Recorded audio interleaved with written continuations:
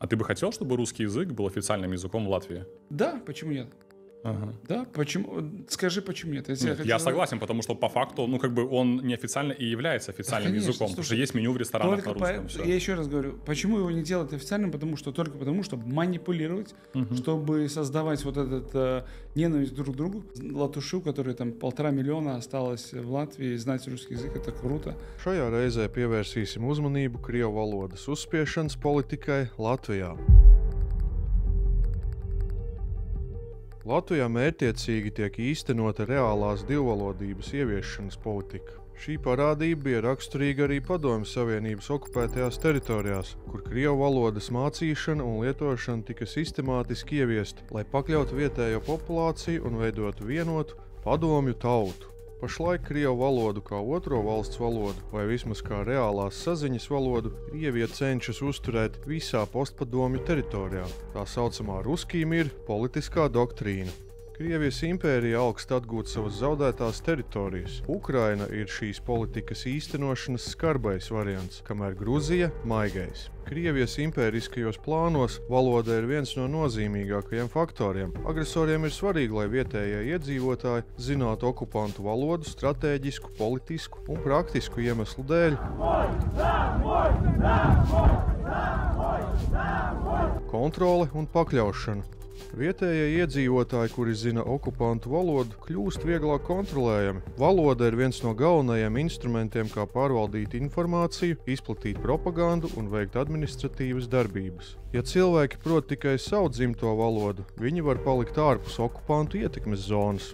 Propagandas efektivitāte. Okupanti bieži izmanto masu mēdījus, izglītību un citus kanālus, lai izplatītu sev izdevīgu informāciju. Lai propaganda būtu efektīva, tā ir jāspēj saprast. Valodas zināšanas ļauj okupantiem ieviest savu ideoloģiju un pasaules skatījumu. Asimilācija un identitātes iznīcināšana. Okupantu mērķis nereti ir ilgtermiņā iznīcināt vai vājināt vietējo kultūru un nacionālo identitāti. Valoda ir kultūras kodols, un piespiežot cilvēkus runāt citā valodā, tiek vājināta viņu saikne ar savu tautu, vēsturi un tradīcijām. Administratīvā efektivitāte.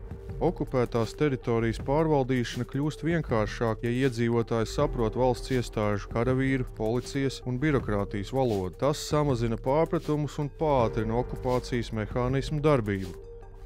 Ekonomiskā ietekme un atkarība. Okupanti bieži mēģina integrēt okupēto teritoriju savā ekonomikā. Ja vietējie iedzīvotāji zina okupantu valodu, viņiem nākas pielāgoties arī ekonomiski, piemēram, strādājot okupantu uzņēmumos, izmantojot viņu dokumentus un pakalpojumus. Ja Latvijas krieviski runājošie iedzīvotāji spēs runāt latviski, tas vājinās viņu saikni ar Krievijas informatīvo telpu, samazinot tās propagandas ietekmi.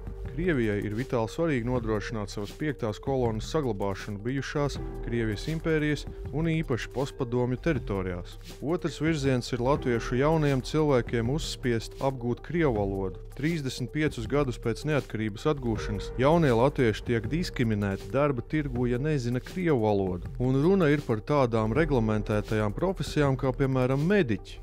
Kāpēc?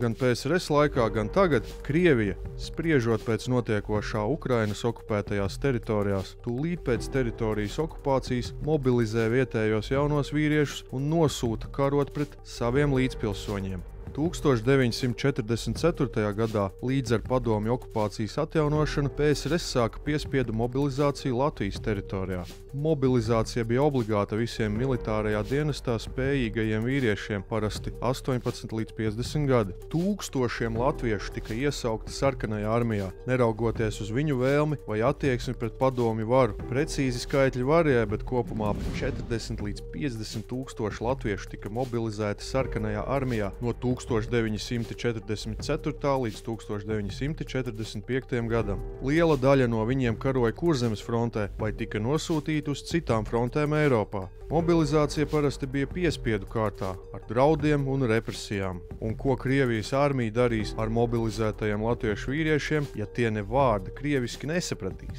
Latvijas krievi, kuriem tagad ir ap 50 gadiem, 1990. gada sākumā bija pusauģi. Kāpēc viņi joprojām nav apgūši valsts valodu? Kāpēc valsts valodu nav apgūši ļaudis, kuri piedzima jau pēc Latvijas neatkarības atgūšanas? Un tas, ka tik sistemātiski tiek spiests uz to, lai latvieši pārvaldītu krievu valodu, liecina, ka Kremļa ilgtermiņa plānos ir Latvijas okupācija. Jo to pašu Ungāriju vai Slovākiju Krievija lieliski tur savā ietekmes zonā, bet prasības par krievu valodas zināšanu neizvirza. Tāpēc Latvijas valsts drošības interesēs ir, lai pēc iespējas mazāk cilvēku prastu runāt кревиски. Нам доказывают, что мы шовинисты, если хотим говорить в Латвии и на своем языке. Нам говорят, что мы шовинисты, если хотим равноправно трудиться на благо Латвии. Вы стояли среди толпы, которые пели не гимн советской Латвии, а гимн буржуазной Латвии. Боже, благослови Латвию. Kas šeit notiek? Vai tā būtu cīņa par savām tiesībām, vai tomēr cīkstēšanās par iespēju mierīgi eksistēt kā līdz šim? Vai tā ir neprasme vai nevēlēšanās ieklausīties arī citu balsīs, mūžīgi dzirdot tikai vienu savējo? Pārbūvi sākas atmetot domāšanas stereotipus. Tad Dievs svētī Latviju nav vien buržuāziskās Latvijas himna, bet dziesma, kas sacerēta pagājušā gadsimtā pirmajiem latviešu dziesmu svētkiem. Sapratīsim, ka nacionālists, šovinists nav viss tas, kurš mīl savu tautu un valodu, bet tas, kurš liek šķēršļus citas tautas valodai. Redzēsim sarkanbaltsarkano karogu plīvam virs revolucionāro strēlnieku galvām un ar sāpēm atcerēsimies, ka sarkanais karogs ir plandējies Staļina nāves nometnēs. Kā dzīvot? Dzīvot ar mūsu atmiņu, ar mūsu sirdsapziņu.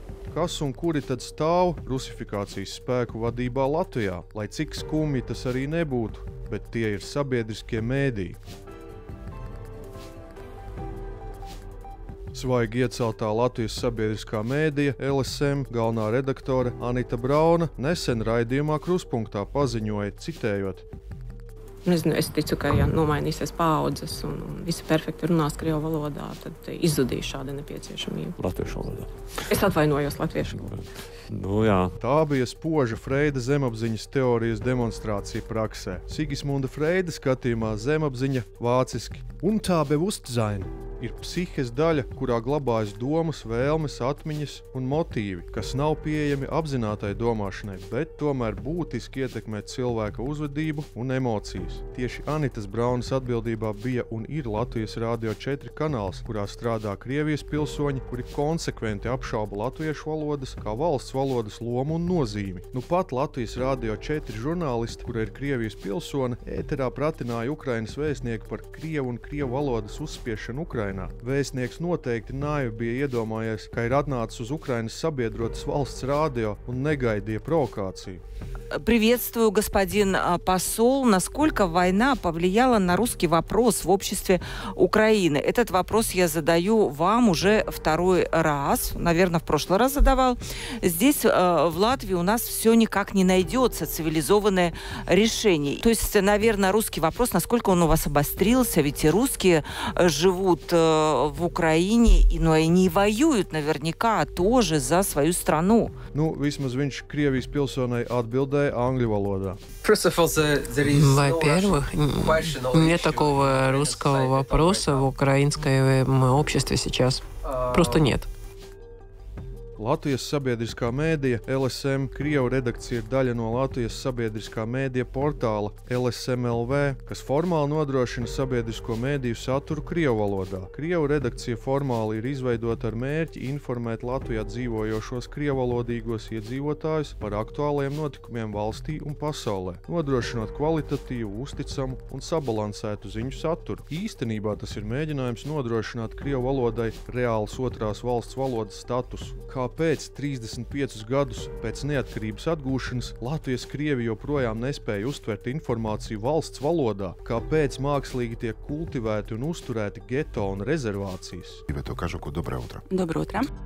Visus skandalozos incidentus ar Krievijas propagandas izplatīšanu Latvijas sabiedriskajos mēdījos nav vērts pat uzskaitīt. Pārāk daudz un bieži. Par to nenogurstoši rūpējas LTV ziņu dienesta direktore Iveta Elksne un citas LTV satura priekšnieces. Tā izskaitā arī Anita Brauna. Viņas ir čaklas, bet absolūti un totāli netalantīgas. Līdz ar to auditoriju viņas nesasniedz. Latvijas sabiedrisko mēdīju patērētājs vienkārši ir kļuvis imūns pret sabiedrisko mēdīju saražoto produktu. produktu. Vienkārši netic nekam, bet nodokļu maksātāju naudas, protams, žēl. Zīvis vienmēr pūstot no galvas. Sabiedrisko elektronisko plašsaziņas līdzekļu padomes locekļus ieceļ Saeima. Kandidātus izvērtē speciāla nominācijas komisija, kurā ietilps pārstāvi no valsts prezidenta kancelēs, Saeimas, ministru kabineta, sabiedrisko elektronisko plašsaziņas līdzekļu nozares, nevalstiskā sektora, piemēram, akadēmisko aprindu vai mēdīju profesionāļu. Esošajai SEPLP padomei termiņš beidzas šī gada augustā. Varbūt Saeima un kompetentie valsts drošības dienesti tomēr vienreiz atbildīgi pieies saviem amata pienākumiem un beidzot iecels padomi, kura nestrādā tikai citu valstu interešu nodrošināšanā. Situācija Austruma Eiropā tomēr ir pārāk saspringta. Varbūt tomēr Jānis Siksnis šajā amatā ir jau pārāk daudz sastrādājis. Ne mūžs, bet skaists dziedājums. Gan jau par uzticamu kalpošanu viņam kaut kur siltu vietiņu labdari atradīs.